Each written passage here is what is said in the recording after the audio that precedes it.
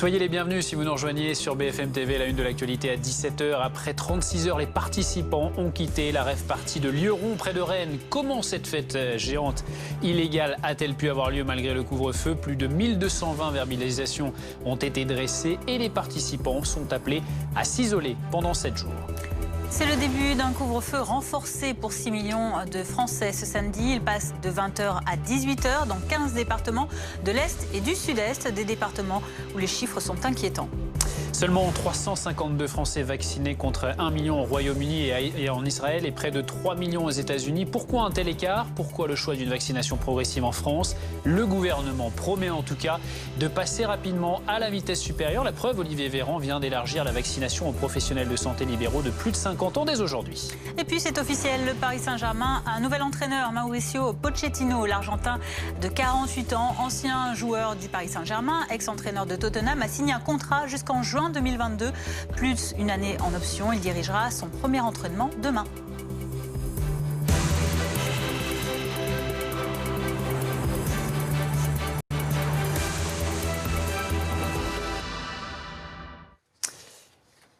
La rave party est terminée depuis ce matin à Lieurons, près de Rennes. Fin d'une fête illégale de 36 heures pour les 2500 participants. Tout cela soulève beaucoup de questions et de critiques. La préfecture a donné comme consigne et également l'agence régionale de santé comme consigne à tous les participants de rester isolés 7 jours. Et regardez ces images, juste à côté du site de la rave party, la préfecture a ouvert un centre de test pour détecter rapidement les possibles participants positifs au virus. Très peu portaient des masques durant la fête clandestine qui s'est donc déroulée depuis jeudi 31. Et qui a donc donné lieu à plus de 1220 verbalisations Covid.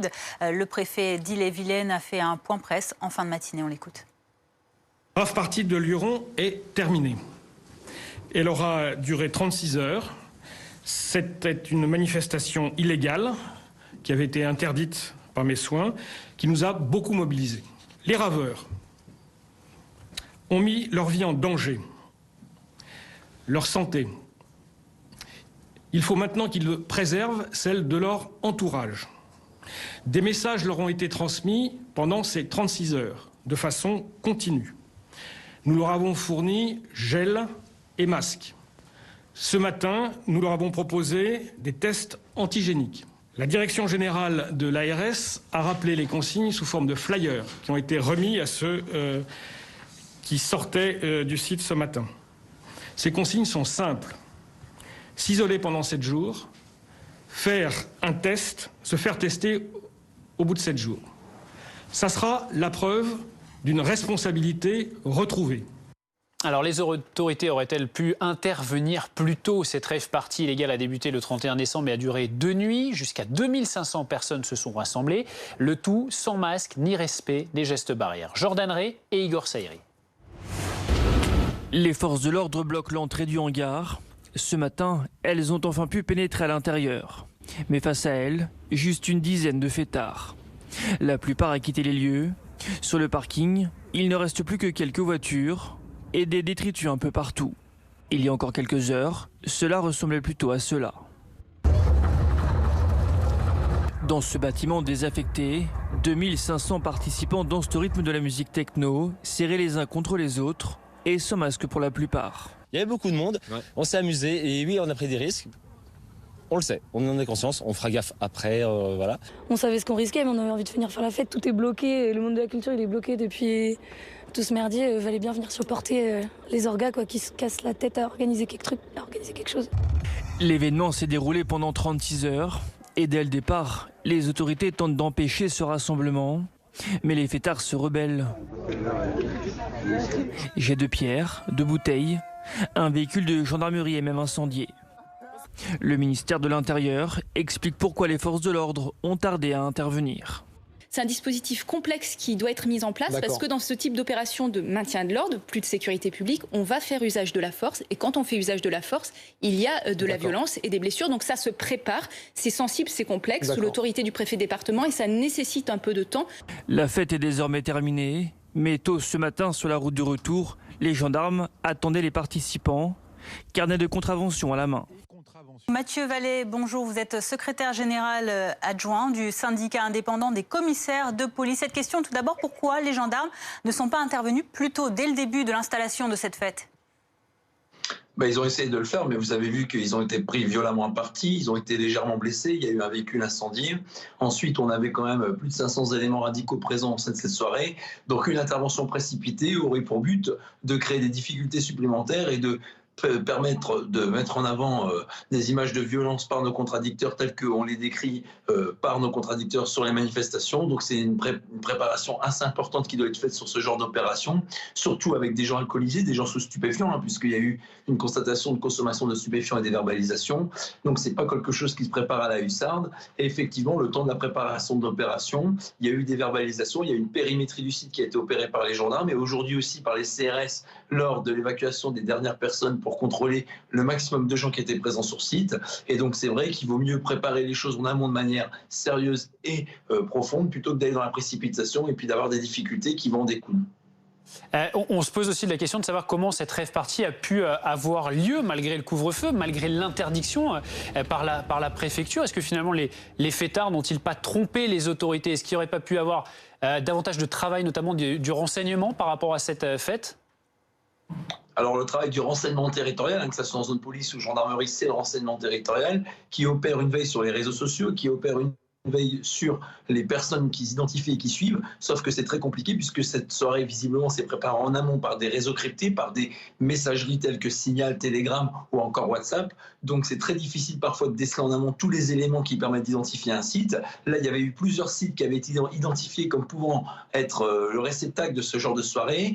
Il y a eu des soirées qui ont été évitées de justesse lors du 31, sauf que celle-ci a été prise d'assaut rapidement. Les gendarmes, comme je vous l'ai dit au début, ont voulu intervenir et ça a été compliqué parce qu'il y a eu beaucoup plus de monde que prévu. Après, il ne faut pas que cette opération, cette soirée occulte d'autres qui ont été évincées comme à Marseille où il y a une soirée de 400 personnes qui a été évacuée avec l'interpellation de l'organisateur. Et en parlant de l'organisateur, là, ce qui va être important, c'est la judiciarisation, c'est-à-dire que la personne qui a mis en place cette soirée va devoir reprendre des faits au niveau de la justice, puisque là, il y a une mise en danger délibérée de la vie d'autrui. Et puis, c'est complètement irresponsable parce qu'au-delà de ce que l'association Technoplus nous dit, à savoir les gestes barrières, le port de masque, qui n'a pas du tout été respecté, puisque les images que vous avez montrées sont éloquentes, il va falloir que l'organisateur et toutes les personnes qui ont contribué à cette soirée doivent répondre de ces actes, parce que c'est complètement irresponsable en pleine crise sanitaire, là où les Français font des efforts, de voir des personnes qui s'exonèrent et qui s'affranchissent des lois et de ces précautions sanitaires qui mettent en danger nos soignants et la population. Évidemment, et 2500 personnes qui n'ont pas respecté ce cadre sanitaire à Lyeron en Bretagne.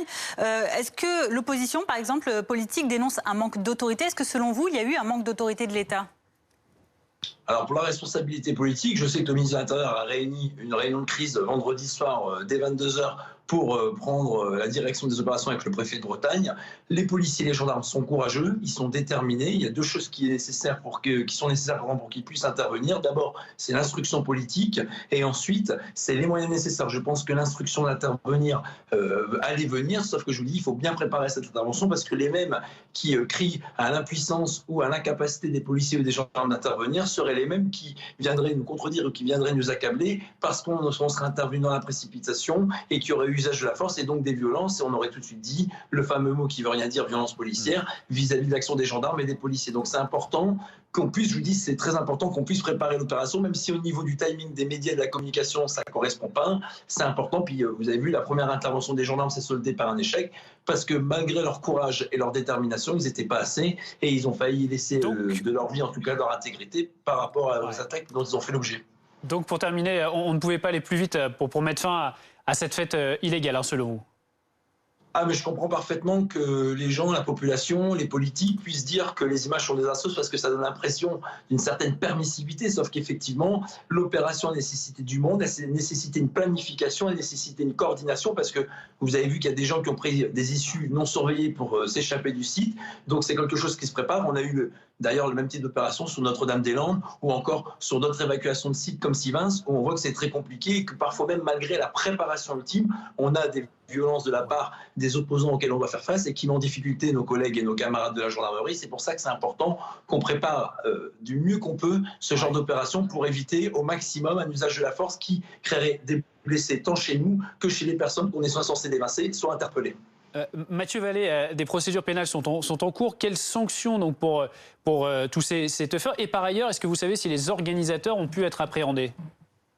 Alors, il y a des organisateurs qui ont été identifiés. Il y en a certains, en tout cas des personnes auprès desquelles on a des indices ou des éléments qui permettent de dire qu'elles ont organisé ou contribué à l'organisation, qui font l'objet d'une procédure judiciaire. Sauf que l'enquête est en cours et ça sera au procureur de la République de le dire. Maintenant, les participants, évidemment, ça paraît dérisoire, ne risquent qu'une amende de 135 €, soit pour le non-port de masque, soit pour le non-respect du confinement. D'ailleurs, c'est cumulatif. Et effectivement, par contre, l'organisateur, toutes les personnes qui ont contribué à l'organisation et que l'enquête déterminera évidemment les rôles précis, eux risquent une peine d'emprisonnement puisque la mise en danger délibérée de la vie d'autrui, c'est au minimum 1 an d'emprisonnement avec 15 000 € d'amende. Et donc là, c'est pas du tout le même registre puisqu'il y a une garde à vue possible, il y a une poursuite judiciaire devant le tribunal correctionnel qui est possible par le procureur. Et à ce moment-là, c'est important qu'il y ait des suites judiciaires parce que sinon, on donne l'impression qu'il y a une impunité jusqu'au bout. Donc, on attend beaucoup de l'enquête judiciaire et de ce que les gendarmes vont pouvoir déterminer avec cette enquête. Et suite à ce rassemblement, le ministre de l'Intérieur, Gérald Darmanin, a posté plusieurs messages sur Twitter, notamment concernant les verbalisations. Dernier message en date, les gendarmes ont jusqu'à maintenant établi 1225 infractions Covid concernant les masques, les rassemblements, le non-respect du couvre-feu, ainsi que 420 infractions diverses, dont 225 en lien avec les stupéfiants. Du matériel, vous voyez, a été saisi et des personnes placées en garde à vue. Les autorités auraient-elles pu intervenir plus tôt? L'État a-t-il été trop laxiste ou impuissant? Écoutez ce qu'en pense Edwige Diaz, conseillère régional Rassemblement national de Nouvelle-Aquitaine. Nous avons assisté à une scène absolument surréaliste, en pleine pandémie, en plein couvre-feu, alors que le ministre de l'Intérieur, Gérald Darmanin, avait annoncé un important dispositif policier et qu'il avait même dit qu'il serait intransigeant avec ceux qui contreviendraient au couvre-feu. Eh bien, on se rend compte absolument médusé qu'il a été dépassé par une simple rave party organisée par quelques, pardonnez-moi l'expression, punk à chiens. Du coup, on se rend compte que ce gouvernement, on le savait déjà, mais on se rend compte que ce gouvernement est faible avec les délinquants, fort avec les honnêtes gens. Je pense évidemment à tous ces Français, à monsieur et madame tout le monde, qui ont fait les fêtes en petit comité, qui respectent le couvre-feu, qui portent leur masque. Et je voudrais bien sûr aussi penser à tous ces professionnels du monde de la nuit, de discothèques qui sont non seulement fermés depuis 9 mois, qui en plus ne savent pas quand ils vont pouvoir réouvrir, qui ont été qualifiés avec beaucoup de mépris de non essentiels, qui avaient proposé un protocole sanitaire strict pour pouvoir réouvrir, protocole qui a été refusé, et puis les syndicats de discothèques qui alertent depuis des mois sur la multiplication des fêtes clandestines. Eh bien, toutes ces personnes, tous ces travailleurs, tous ces honnêtes gens n'ont pas été écoutés. Donc nous avons assisté une fois de plus à un mépris du gouvernement et en même temps au naufrage du ministre de l'Intérieur et à une véritable capitulation de l'État. Vous attribuez donc ce manque d'anticipation, selon vos mots, à Gérald Darmanin. Est-ce que vous ne pensez pas que les renseignements généraux, peut-être, ont également une certaine part de responsabilité? Ils ont peut-être pu anticiper plus ce rassemblement en amont? Mais encore a-t-il fallu qu'ils aient les ordres. Le problème, c'est qu'on voit M. Darmanin qui tweete frénétiquement. On a entendu qu'il avait organisé hier soir une réunion pour réfléchir aux différentes possibilités d'arrêter cette fête. Eh bien, excusez-moi, mais moi je pense que cette réunion aurait dû se tenir en amont, en prévision de cette fête clandestine du 31 décembre. Voilà, là aujourd'hui, il est dans la communication, il annonce des chiffres très importants. Ouais. Mais trop tard, la fête est terminée. Vous avez peut-être entendu aussi le policier qui était avec nous juste avant, Mathieu Vallée, qui disait que c'était une opération très complexe. Il y a beaucoup de monde, 2500 personnes, dont beaucoup d'éléments violents, 500 environ. C'était une opération qui demandait beaucoup de temps de préparation et qu'il était très difficile d'intervenir plus tôt. Oui, mais ce n'est pas la première fois, malheureusement, que nous sommes en présence d'éléments radicaux, de zadistes, d'anarchistes, plus globalement de personnes qui prônent la haine anti-flic. Donc je m'étonne que le gouvernement, que le ministre de l'Intérieur ne sache pas répondre à ces attaques, parce que clairement c'est l'État qui est attaqué. Moi je suis affligée, désespérée de voir qu'une fois de plus, on s'en est pris aux policiers, qu'ils ont été attaqués, qu'ils ont été caillassés, qu'une voiture a été brûlée. Et d'ailleurs on a vu dans vos reportages des graffitis sur les murs de cet hangar, un graffiti révoltant puisque c'est ACAB et qui est clairement une provocation et de la haine anti-flic. Edwige Diaz, pour conclure brièvement, quelles sanctions faudrait-il appliquer à ces personnes qui ont participé à cette rave ? Alors, des sanctions très sévères, déjà aux organisateurs, à ceux qui se sont occupés de les DJ, par exemple, voilà, tous les participants. Je pense que le risque de 1 500 € le risque de peine de 1 500 € des organisateurs est bien trop faible. Je pense qu'il faut faire preuve de sanctions exemplaires parce que là, les chiffres qui sont annoncés, eh bien, écoutez, tant mieux si ça va jusqu'au bout de l'action, mais je pense malheureusement qu'entre les amendes, les contraventions annoncées et les amendes qui seront recouvrées, il y aura un fossé. Merci beaucoup Edwige Diaz d'avoir été avec nous en direct sur BFM TV cet après-midi. Nous sommes en direct avec Jean-Pierre Thierry, bonjour, médecin spécialisé en santé publique, conseiller médical de France Asso Santé. On a beaucoup de questions à vous poser sur l'épidémie, mais aussi tout d'abord donc sur cette rave party. On a vu que beaucoup de participants n'avaient pas respecté les gestes barrières, n'avaient pas de masque. Est-ce que ça vous inquiète ce rassemblement de 2500 personnes et est-ce que ça peut déboucher sur un cluster géant ? Alors, tout rassemblement de nombreuses personnes qui effectivement oublient les gestes barrières, quelles que soient les raisons, mais enfin là c'est le cas dans une free party, est classé dans ce qu'on appelle les réunions potentiellement super contaminatrices. Donc il y en a d'autres, il y a des navires par exemple de croisière ou les navires militaires, il y a les chorales, il y a les réunions sportives, il y a les réunions religieuses, on se rappelle de Mulhouse. Donc s'il y avait une ou plusieurs personnes, ce qui est possible, contagieuses et alors super contaminateurs elles-mêmes ou super contaminatrices elles-mêmes, oui, il y a un risque pour qu'on ait un foyer important. D'autant plus que, alors je connais pas la sociologie exactement des rêveurs de cette free party, mais ils venaient peut-être de toute la France. Donc il y a un risque quand ils reviennent chez eux ou quand pour les lycéens ils reprendront l'école lundi, qu'il y ait une augmentation du risque de contamination. Le point justement sur l'épidémie de Covid avec ces derniers chiffres de Santé publique France, 19 348 nouveaux cas de contamination ces dernières 24 heures, 133 décès à l'hôpital en 24 heures et plus de 24 000 personnes hospitalisées, dont 677 nouvelles entrées en 24 heures. Et ce samedi marque le début du couvre-feu renforcé pour plus de 6 millions de Français dans 15 départements de l'Est et du Sud-Est. Vous le voyez, le couvre-feu qui est avancé à 18 heures. Il ne sera plus possible de sortir de chez vous, sauf dérogation. Dans ces départements, les derniers chiffres sont inquiétants. David Dunal, vous êtes à Reims pour BFM TV. La Marne fait partie de ces 15 départements. Comment les Rémois se préparent-ils à cette nouvelle mesure ? Eh bien, certains viennent profiter des commerces du centre-ville un peu plus tôt que d'habitude. On a vu pas mal de monde dans les rues de Reims cet après-midi. Les habitants sont assez partagés sur cette mesure très contraignante, nous disent certains, qui vont devoir s'organiser autrement pour aller faire leurs courses, par exemple. D'autres nous disent ne pas être embêtés, mais ne sont pas convaincus que cette mesure puisse se montrer efficace. Écoutez-les. C'est bien de prendre des décisions, mais je pense que à 19h, ça aurait été mieux que 18 parce que pendant 1 heure, les gens pouvaient aller faire leurs cours en sortant du travail. On va tous se ruer dans les commerces, les grandes surfaces par exemple le samedi. Parfois quand on travaille, on récupère les enfants à la crèche, tout ça, on ne peut pas forcément par exemple faire les courses. Ça va aussi porter encore plus préjudice à tout ce qui est petit commerce. J'estime que ça peut être plutôt pas mal vu l'afflux de monde qu'il peut y avoir dans les magasins, les choses comme ça. Mais c'est vrai que c'est un peu contraignant pour certains secteurs d'activité ou pour les métiers, les personnes qui ont des rendez-vous après le travail. Et David, cette mesure, elle ne satisfait pas le maire de Reims, Arnaud Robinet. Non, le maire de Reims qui estime justement que cette mesure ne répond pas à la situation actuelle. Il aurait préféré un reconfinement localisé au vu des indicateurs sanitaires dans le département. Le maire de Reims qui pointe du doigt un manque d'anticipation face à une reprise épidémique plus que probable. Il salue néanmoins la territorialisation des mesures et la concertation avec les élus locaux. Merci David Dunal avec Marion Delpierre en direct depuis Reims. Un couvre-feu avancé de 2 heures. Est-ce vraiment utile ? Écoutez la réponse du docteur Jean-Pierre Thierry. Donc c'est une mesure graduée de sévérité intermédiaire pour éviter d'avoir un reconfinement complet. Donc c'est fait pour limiter les interactions individuelles et sociales et on verra seulement dans 15 jours, 3 semaines si c'est efficace. Et si ce n'est pas efficace, on sera contraint d'en passer par un reconfinement ? Alors le problème, c'est l'arrivée dans les mois d'hiver, c'est la réouverture des écoles, des lycées, des collèges, puisqu'il y a la rentrée. Donc ça va dépendre évidemment des comportements et de l'état de la pandémie, mais justement c'est une mesure intermédiaire. Si elle marche, on ne sera pas obligé de reconfiner plus durement. Je rappelle quand même que ça a été fait dans d'autres pays qui sont repassés dans une configuration plus dure que la nôtre.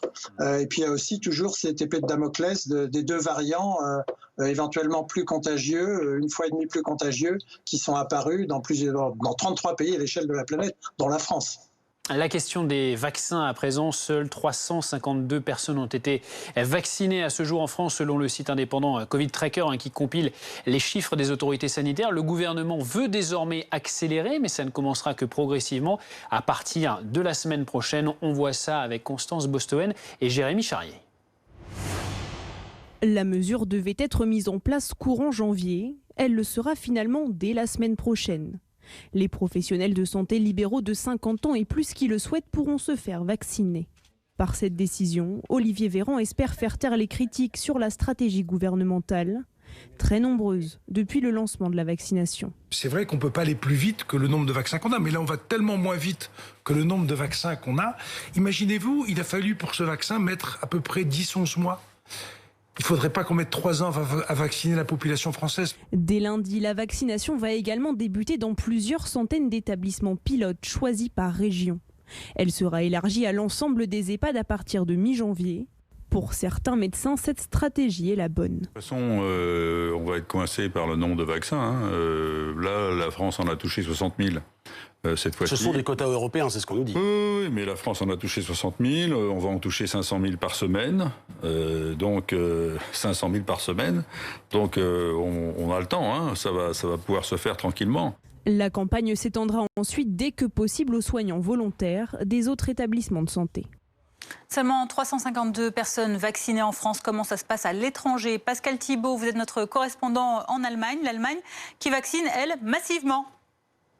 Oui, les derniers chiffres qu'on a eus cet après-midi font état de près de 190 000 vaccinations depuis le week-end dernier, depuis que les vaccins, comme dans les autres pays de l'Union européenne, sont arrivés. Depuis lors, ce sont avant tout des équipes mobiles dans les différentes régions allemandes qui se sont rendues dans les EHPAD pour vacciner les personnes qui y résident, mais aussi les aides-soignants et autres personnes prioritaires, le personnel médical particulièrement exposé, notamment ceux qui travaillent en soins intensifs. Les centres de vaccination proprement dit, qui ont été créés très rapidement entre novembre et décembre, 440 au total, vont eux se mettre en route vraiment à partir de la semaine prochaine.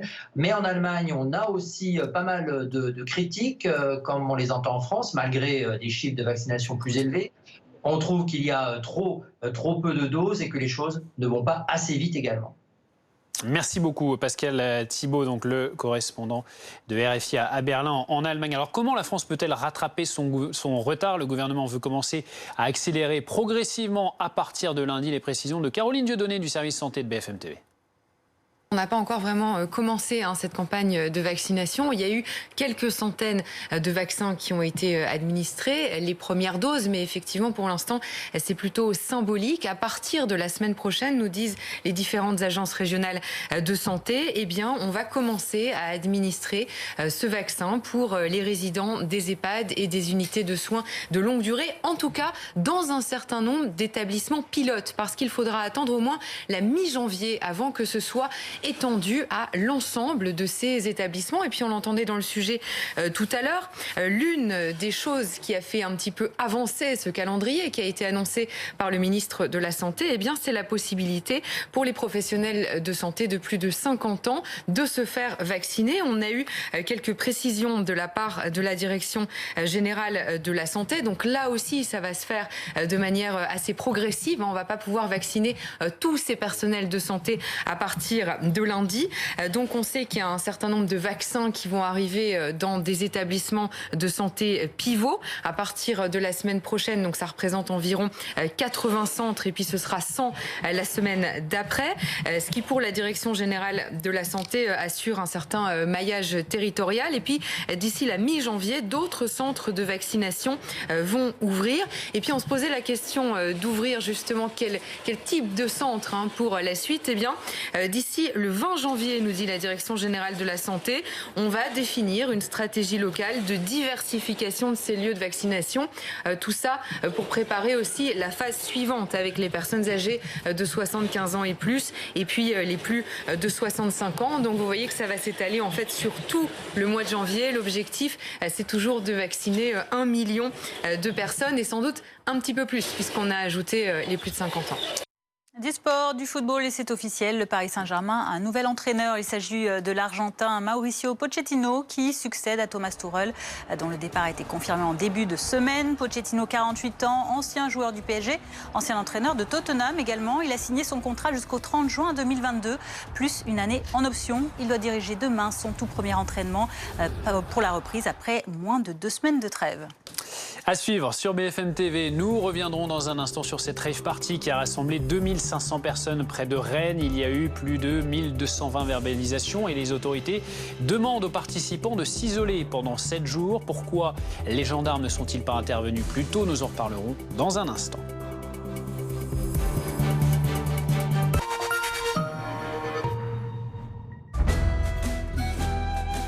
Ah, vous qui agissez. Juste pour une paire de chaussettes? Pour que votre chez vous soit plus respectueux de la planète. Nous vous soutenons dans votre cause. Ikea. Pour voyager en toute sérénité, partez en camping-car. Partez et découvrez une nouvelle liberté. Allez où vous voulez, avec tout le confort à bord, en famille, entre vous, en préservant votre sécurité sanitaire. Voyager en camping-car, en van ou en fourgon aménagé, c'est profiter à fond de vos loisirs, en étant chez vous, partout.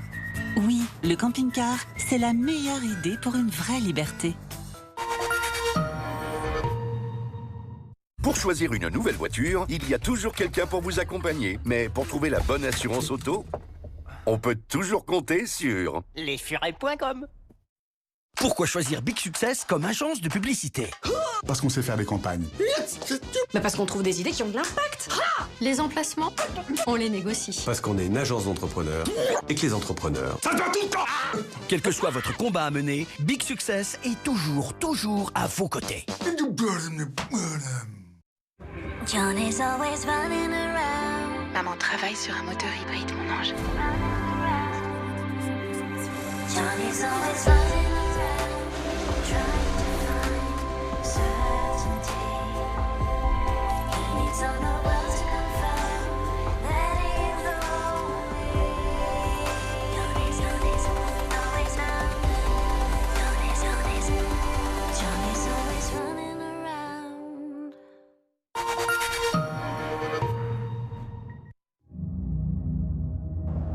Se ressourcer à l'infini.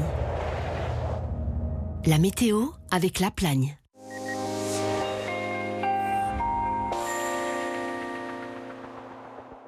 Les conditions de circulation ont été délicates ces dernières heures. Regardez cette webcam depuis les Alpes de Haute-Provence avec des voitures qui s'aventurent sur des routes quand même assez enneigées, sans doute des pneus neige, heureusement pour cet automobiliste. Et il en faudra dans les prochains jours, encore une fois, en montagne. Il faut dire que les conditions restent très fraîches, restent hivernales sur l'ensemble de la France. On le verra dans un instant ensemble avec la masse d'air complètement bleue sur le pays. En attendant, regardez les prévisions côté ciel avec donc cet axe entre le Grand Est et le Massif central bien ennuagé demain matin au lever du jour, avec d'ailleurs possiblement quelques flocons de neige qui pourraient tenir au sol. Attention si vous devez circuler. À l'avant aussi beaucoup de nuages.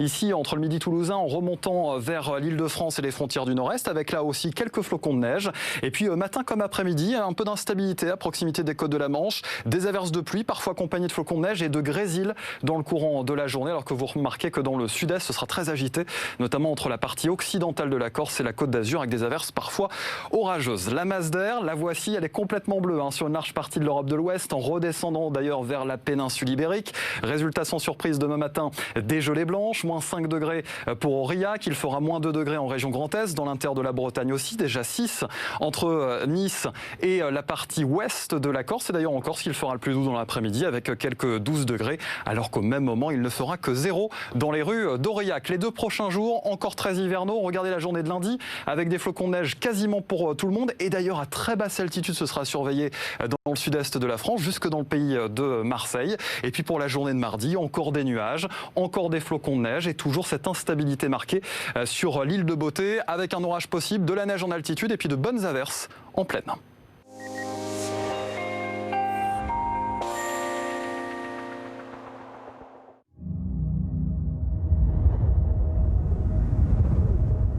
La météo vous a été présentée par La Plagne. 17h30 sur BFM TV, merci de nous rejoindre. La polémique après 36 heures de rave party illégale à Lioron, près de Rennes. Et ce, malgré la présence des gendarmes. 1645 verbalisations ont été dressées pour diverses infractions. Les critiques se multiplient à l'encontre de l'exécutif. La préfecture, elle, invite les 2500 participants à s'isoler une semaine et a ouvert un centre de test à leur usage. Si vous habitez dans l'un des 15 départements de l'Est ou du Sud-Est concernés par le nouveau couvre-feu, il vous reste une demi-heure pour être chez vous. Couvre-feu désormais à 18h au lieu de 20h, car les chiffres sont inquiétants dans ces zones. 352 vaccinés selon le site Covid Tracker en France, contre 1 million au Royaume-Uni et près de 3 millions aux États-Unis. Alors que le corps médical alerte sur le retard de notre pays, l'exécutif promet de bientôt passer à la vitesse supérieure. Olivier Véran vient notamment d'annoncer la vaccination immédiate des soignants libéraux de plus de 50 ans.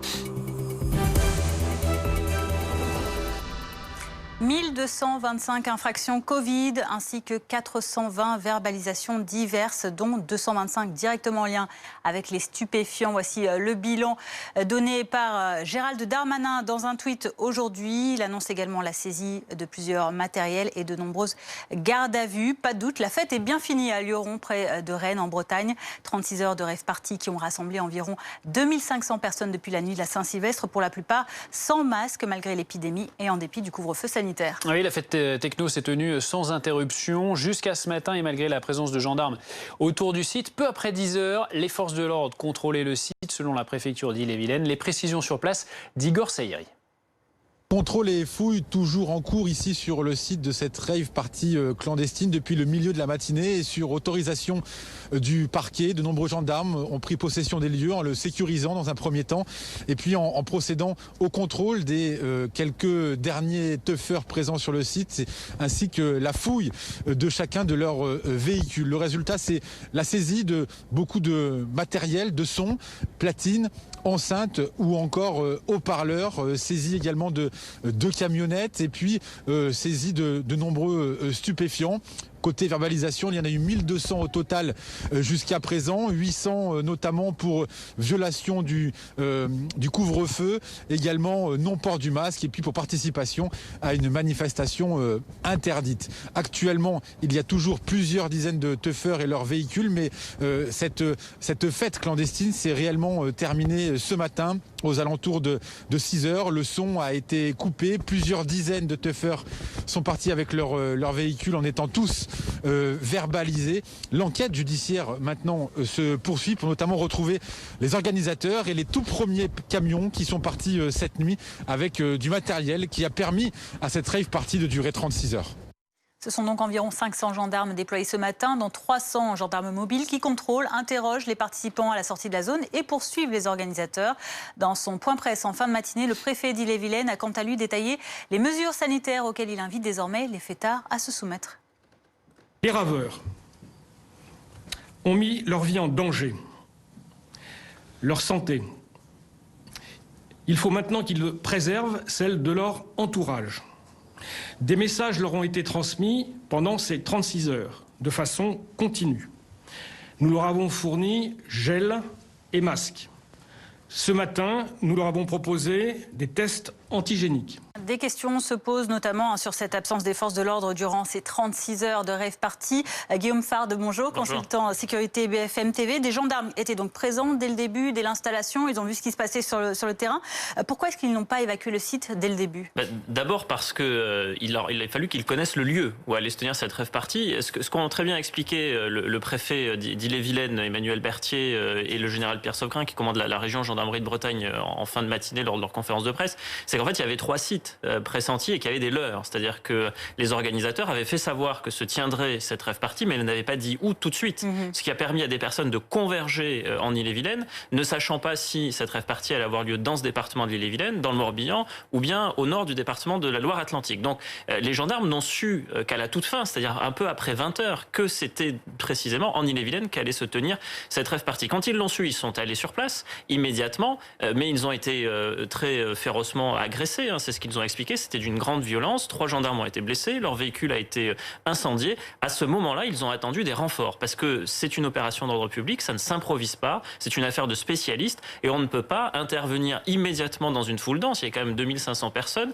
certaines sous l'empire de l'alcool, sous l'empire de produits stupéfiants. C'était prendre des risques très importants. Vous savez, place de la République, le 23 novembre dernier, il y a eu une intervention extrêmement rapide pour aller déloger des migrants qui avaient installé leur tente avec des policiers qui n'étaient pas spécialistes. On a vu des images de violence, sans même parler de l'affaire de Steve Mayacanisso à Nantes, qui a tout de même perdu la vie dans des circonstances qui restent à élucider, mais parce qu'à un moment donné, on a demandé à des policiers en sous-nombre et sous-équipés d'aller faire éteindre un sound system. Donc il faut aussi avoir raison garder sur les délais d'intervention. Ils ont permis aussi que cette intervention ait lieu en sécurité. Donc on ne pouvait pas aller plus vite, c'est ce que vous nous dites, Guillaume, pour l'intervention là-dedans. Pour aller plus vite, il fallait plus de monde, c'est-à-dire plus de gendarmes mobiles. Ce sont eux les spécialistes du maintien de l'ordre, ces fameux gendarmes mobiles. C'était pas possible de l'anticiper, de mettre plus de monde en se disant que s'il pouvait y avoir de ce genre de rave party, peut-être pas à cet endroit précis, mais dans cette zone ou en tout cas dans la région. C'est la nuit du 31 décembre, 100 000 policiers et gendarmes mobilisés sur tout le territoire avec des besoins, notamment dans les centres urbains. Ce qui veut dire qu'après, dans les territoires ruraux, vous n'avez pas toujours les unités de force mobile disponibles. Les escadrons de gendarmerie mobile, le pays en compte 109, ils sont disposés sur le territoire en fonction des besoins. Là, ça a demandé du temps pour qu'ils arrivent en nombre suffisant. Vous avez évoqué tout à l'heure dans le sujet le chiffre de 300 gendarmes mobiles. Eh bien, ce sont eux qui peuvent intervenir pour sécuriser aussi les interventions. Sinon, vous prenez des risques qui sont des risques très importants de blessures. Alors après, on entend les emportements, les impatiences, on entend des personnes qui disent mais pourquoi n'envoie-t-on pas l'armée? On a pu lire ça sur les réseaux sociaux. Parce que d'abord, c'est pas elle n'a pas été formée pour ça, elle n'est pas équipée pour ça, et parce que c'est prendre des risques excessifs. Est-ce que pour faire cesser une rave party, il faut mettre en danger la vie de gendarmes, la vie de ces personnes qui se réunissent? Donc là, c'est un débat. L'État a fait un choix qui était la préservation de l'intégrité physique des personnes, sans pour autant qu'il y ait du laxisme. Vous avez évoqué les chiffres. Il y a quand même eu plus de 1200 verbalisations. Le chiffre va encore augmenter et il y aura des poursuites pénales pour les organisateurs. Alors, on l'avait parlé, un problème d'effectifs au démarrage en tout cas. Depuis ce matin, ce sont donc 300 gendarmes mobiles, parmi les 500 gendarmes qui sont sur place. Quelles sont leurs missions à partir de maintenant? Alors la mission, maintenant sur le volet ordre public, on peut considérer que c'est terminé. Les personnes ont évacué les lieux. Igor Sayri montrait les images. Les gendarmes mobiles ont repris possession des lieux. Donc leur action maintenant, c'est une action essentiellement sur le volet judiciaire. C'est la phase d'investigation. Il y a des verbalisations, on le disait tout à l'heure. Elles ne sont pas tout à fait terminées, puisque d'ailleurs le préfet, dans sa conférence de presse, évoquait le fait qu'il y avait encore 400 personnes qui étaient retenues le temps que soit elles soient verbalisées ou que les contrôles soient effectués. Et puis, il y a toute une phase judiciaire pour retrouver et établir les responsabilités des organisateurs, parce que l'organisation d'une manifestation illicite, c'est une infraction pénale. De la même façon, la mise en danger de la vie d'autrui, c'est un délit, donc vous pouvez être passible de poursuite. Et il y a tout un tas d'autres séries d'infractions pénales. La consommation de stupéfiants, la vente de stupéfiants, il y avait aussi la tenue de débits de boissons illicites. Donc tout cela, ce sont des infractions pénales. Il faudra retrouver les auteurs, établir la responsabilité, les poursuivre. Donc il y a toute la phase judiciaire qui démarre à peine. Merci beaucoup Guillaume. Bonjour Marie-Christine Verdier-Joucla, merci d'être avec nous. Vous êtes porte-parole de La République En Marche à l'Assemblée nationale, députée du Tarn. Est-ce que selon vous, les autorités ont trop tardé avant d'intervenir ? Mais écoutez, je pense que la personne qui est intervenue, comme j'ai pas la vidéo, je ne sais pas qui c'est, a quand même tout correctement expliqué. Je ne vois vraiment pas ce que je peux rajouter. Vous avez la soirée du 31 décembre où toutes les forces de l'ordre doivent être mobilisables un petit peu partout, avec surtout toujours en tête quand même le risque terroriste. La ruralité est grande. Moi, je suis dans un département rural, donc on ne peut pas avoir des forces de l'ordre mobilisées partout sur le territoire en France. Donc la problématique était le lieu, et c'est pour ça qu'il n'y a pas pu avoir d'intervention plus tôt. Il y a eu, ça a été dit ensuite, une intervention mais qui a failli mal tourner puisque ça a été très très violent.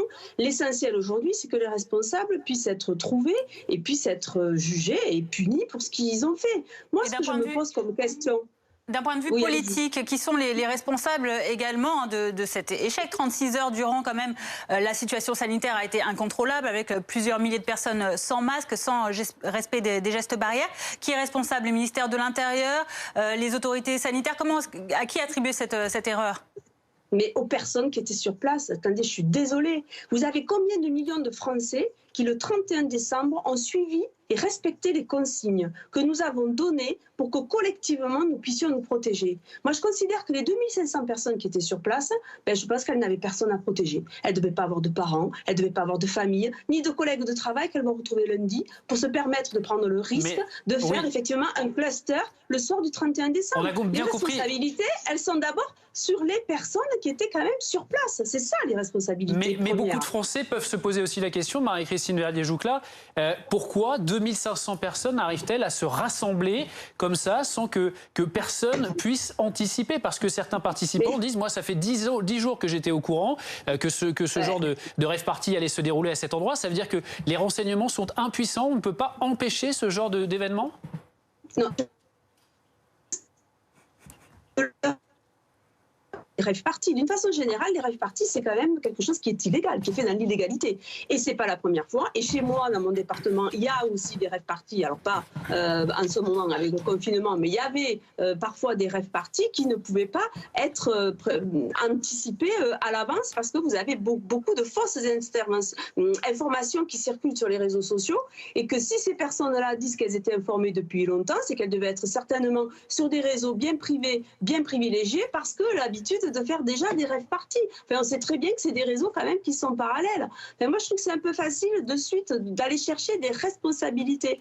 Je crois qu'aujourd'hui, l'essentiel, c'était derrière, dans la mesure où on n'a pas pu, oui, effectivement, l'empêcher, c'est au moins de punir ceux qui étaient quand même sur place, de les verbaliser, c'est ce qui a été fait. Et puis maintenant, il faut trouver les responsables. Enfin, c'est vraiment un déni de toute autorité, ce qui s'est passé ce soir-là, et vraiment un pied de nez quand même à tous les millions, je répète, de Françaises et de Français qui, eux, ont respecté quand même les consignes et n'ont pas fait ce genre de choses. Merci Marie-Christine Verdier-Jouclas d'avoir répondu à nos questions donc, sur cette rave party. Un tel rassemblement, ça crée forcément une situation à risque dans le contexte de pandémie qu'on connaît. L'Agence régionale de santé de Bretagne alerte notamment dans un communiqué sur la possibilité de forte diffusion du virus dans la population. Elle invite les participants à s'isoler 7 jours chez eux, à se faire dépister la semaine prochaine en restant isolés pendant ce temps-là, à éviter les contacts avec les personnes fragiles ou encore à communiquer leurs coordonnées pour faciliter le traçage des cas contacts. Caroline Dieudonné du service santé de BFM TV est avec nous. Cette rave party de Lioron, là, c'est un potentiel cluster en puissance, Caroline? Oui, mais ce qu'on peut dire, c'est qu'on sait qu'il y a un risque quand ça se déroule en lieu clos. On voit que la plupart des participants sur les images ne portaient pas de masque, qu'ils étaient très rapprochés. Donc, effectivement, ça représente un risque. C'est la raison pour laquelle l'Agence régionale de santé a donné des instructions. Alors oui, s'isoler, parce que vous savez qu'il y a un certain délai d'incubation, en fait, avec ce virus. Donc, entre le moment où on est contaminé et le moment où potentiellement on peut exprimer des symptômes, eh bien, il y a une moyenne donc de 5 à 6 jours. C'est la raison pour laquelle l'Agence régionale de santé recommande de se faire dépister au bout d'une semaine. Et effectivement, alors on a vu aussi que c'était des personnes qui étaient plutôt jeunes, donc on peut dire qu'il est possible que s'il y avait des personnes contaminées dans cette foule, eh bien, ce soit des personnes qui expriment peu ou même pas du tout de symptômes. Mais c'est vrai que s'il y a des personnes contaminées, ça peut représenter un un risque pour l'entourage, notamment pour les personnes fragiles. Parce qu'on rappelle, Caroline, la situation sanitaire avec ce dernier bilan hier soir de Santé publique France, près de 19 400 nouvelles contaminations en 24 heures, 133 décès à l'hôpital sur la même période et plus de 24 000 personnes hospitalisées, dont 677 nouvelles entrées en 24 heures. Quand est-ce que, Caroline, on connaîtra l'impact des fêtes de Noël ces derniers jours sur cette courbe des contaminations ? Alors c'est pareil, il faut attendre un certain temps. Donc c'est vrai que dans les prochains jours, on va peut-être commencer à voir si ces fêtes de Noël ont eu un impact, en tout cas sur le nombre de contaminations. Il faut dire qu'il y avait eu énormément de tests qui ont été réalisés juste avant Noël, plus de 3 millions qui avaient été réalisés, et puis ça avait chuté très très fortement juste après. Donc là, il va falloir attendre de voir justement quel sera ce niveau de dépistage dans les prochains jours. Et puis, s'il y a un impact à l'hôpital, là, vous savez, il y a encore un décalage supplémentaire et encore un décalage supplémentaire pour éventuellement des personnes qui seraient admises dans les services de réanimation. Donc, c'est vrai qu'on va seulement pouvoir commencer à voir s'il y a eu un impact de ces fêtes dans les prochains jours. Dans un peu plus d'un quart d'heure maintenant, 15 départements vont être placés sous couvre-feu renforcé de 18h à 6h du matin, 2 heures plus tôt donc que dans le reste du pays. Plus de 6 millions de Français sont concernés dans ces départements, vous le voyez, de l'Est et du Sud-Est de la France, où les taux d'incidence du virus sont particulièrement élevés. Et parmi ces départements, il y a les Ardennes, où le taux d'incidence du virus est de 280 cas pour 100 000 habitants, et les services de réanimation saturés. Comment les commerçants prennent-ils ce durcissement du couvre-feu? Quelles conséquences pour eux? Aurore Villemur, Sonia Reynaud avec Constance Bostoen. La mesure est confirmée. Les départements de la Marne et des Ardennes seront bien sous couvre-feu dès 18h ce soir. Dans les rues de Charleville-Mézières, les habitants expriment leur inquiétude quant à la survie des commerces de la ville. Je pense que ça va être catastrophique pour les gens qui travaillent, qui continuent à travailler. Couvre-feu limité à 18h, pour les commerçants, je pense que c'est assez moyen. Parce qu'ils ont suffisamment souffert, je le pense. Une crainte évidemment partagée par les commerçants eux-mêmes. Dans ce restaurant, la part la plus importante des ventes à emporter se fait de 18h à 20h. Alors pour la gérante, l'instauration de ce nouveau couvre-feu est synonyme d'une perte de chiffre d'affaires énorme. On perd quand même une grosse partie de notre chiffre qui est sur la vente à emporter. Donc en gros à peu près 50%, donc on ne sait même pas si ça va valoir le coup de le faire ou pas et est-ce qu'on va fermer, donc on est dans le flou un petit peu total. Même constat, à quelques mètres de là dans ce salon de coiffure. Fermer à 18h engendrerait une perte de 15 clients chaque soir, un nouveau coup dur que ce gérant peine à encaisser. Ça va être vraiment compliqué en matière de chiffre d'affaires. On a passé une année énormément compliquée, difficile. Tout ce qu'on espère, c'est que la situation change. Et pour compenser les heures de travail perdues le soir, certains commerçants de la ville envisagent déjà d'ouvrir plus tôt chaque matin. On parle à présent de la vaccination face aux critiques du corps médical et d'une campagne trop lente en France. Les autorités passent à la vitesse supérieure. Le ministre de la Santé a annoncé sur Twitter avoir demandé aux hôpitaux d'ouvrir sans délai la vaccination aux professionnels de santé libéraux de plus de 50 ans. Olivier Véran qui cite en exemple, photo à l'appui, vous le voyez, le président du Conseil national de l'Ordre des médecins aujourd'hui à l'Hôtel-Dieu à Paris. En attendant, ce ne sont donc que 352 personnes qui ont été vaccinées en France selon Covid Tracker, qui reprend les chiffres des autorités publiques. On est bien loin des campagnes menées dans d'autres pays du monde où près de 3 millions par exemple de personnes ont déjà reçu une dose de vaccin aux États-Unis ou encore 1 million en Israël. 1 million également au Royaume-Uni alors que les autorités, le Premier ministre Boris Johnson en tête sont très inquiètes par rapport à la gravité de la situation sanitaire. Plus de 50 000 nouveaux cas en 24 heures, près de 1000 décès. Une vaccination d'autant plus importante, notamment depuis la découverte du nouveau variant du Covid-19, comme nous l'explique notre correspondante à Londres, Laure Van Rooyenbeek. Exactement, la situation sanitaire, le temps presse puisque la situation sanitaire au Royaume-Uni empire un petit peu plus chaque jour. Près de la moitié des hôpitaux en Angleterre a plus de patients coronavirus aujourd'hui qu'il n'en avait lors du pic de la première vague en avril. Donc du coup, à Londres, un hôpital de campagne a même été rouvert pour soulager un petit peu la pression des hôpitaux. Et puis vous l'avez dit, le nombre de cas explose tous les jours. Mais la bonne nouvelle, c'est qu'il y a ce vaccin Oxford AstraZeneca qui a été approuvé et qui sera administré dès ce lundi. Alors selon le laboratoire pharmaceutique, 2 millions de doses pourront être administrées par semaine dès ce mois-ci, mais ces chiffres sont à confirmer, puisque ce qui inquiète les autorités, ce n'est pas le manque un problème dans la distribution, mais c'est un manque dans l'approvisionnement global mondial du vaccin. Du coup, la stratégie des autorités, ça va être en fait de vacciner le plus grand nombre possible de personnes vulnérables avec une première injection, puisque la particularité du vaccin d'Oxford, c'est que dès la première dose, le vaccin est efficace à 70%, 80% avec la deuxième dose. Donc c'est pour ça qu'ils vont vraiment tout miser sur cette première dose, quitte à repousser la deuxième dose qui peut être prise jusqu'à 2 mois plus tard. Et puis le Premier ministre Boris Johnson l'a dit lorsqu'il a adressé ses vœux à la nation, les premiers mois de 2021 vont être difficiles, mais grâce à la science britannique, il y a cette lueur d'espoir du vaccin Oxford-AstraZeneca, et puis le pays prend une longueur d'avance considérable sur ses voisins européens. Tout ça, c'est grâce au Brexit. Et puis aux États-Unis, ce sont 2,8 millions d'Américains qui ont été vaccinés. Une campagne qui intervient alors que le pays dépasse, vous le voyez, la barre des 230 000 nouveaux cas en 24 heures. Le pays qui reste le plus endeuillé du monde avec plus de 350 000 morts depuis le début de la pandémie, 3 764 en 24 heures. Alors dans quelles conditions se déroulent les vaccinations? Les explications de Karine Houten, notre correspondante BFM TV à New York. Eh bien, vous vous doutez bien qu'avec 20 millions de cas, les Américains attendent avec impatience ces vaccins. Comme partout, personnel soignant et personnes âgées en maison de retraite reçoivent le traitement en priorité. Il est beaucoup plus facile de le déployer dans les grandes villes que dans les endroits les plus reculés du pays, qui sont pourtant désormais bien touchés. Cependant, 2,8 millions d'Américains ont reçu pour l'instant la première dose. On est bien loin des 20 millions avant fin 2020 qui avaient été promis par Donald Trump, et il sera certainement plus difficile de tenir la barre des 100 millions affichés par Joe Biden.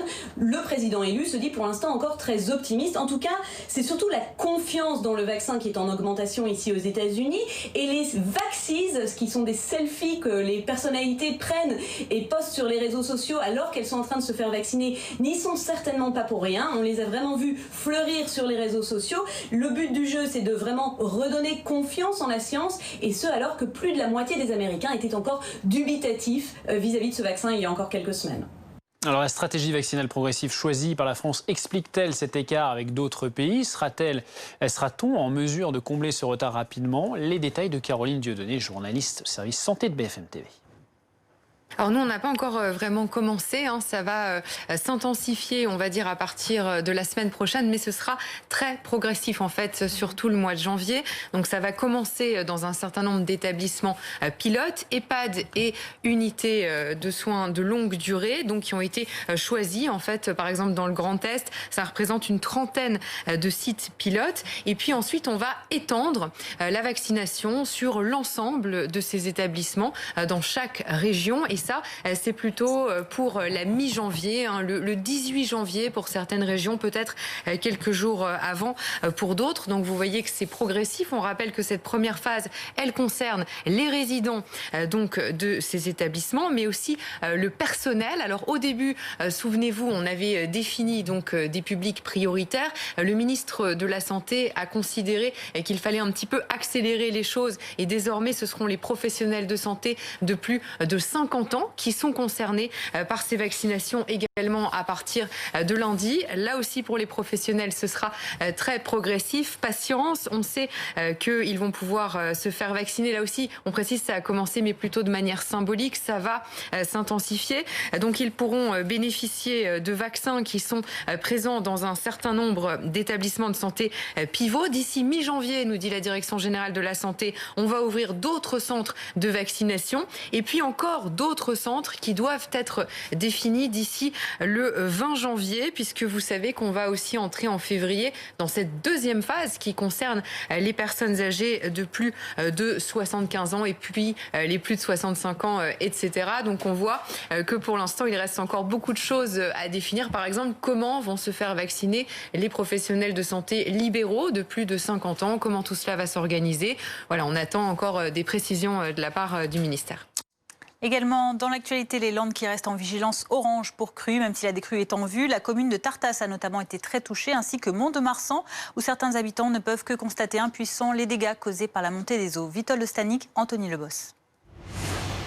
Ils sont résignés. Bernard et Laurence ne peuvent qu'observer les dégâts de la crue, impuissants. Tout leur sous-sol est sinistré. Vous avez le local technique, donc il y a bien sûr une chaudière.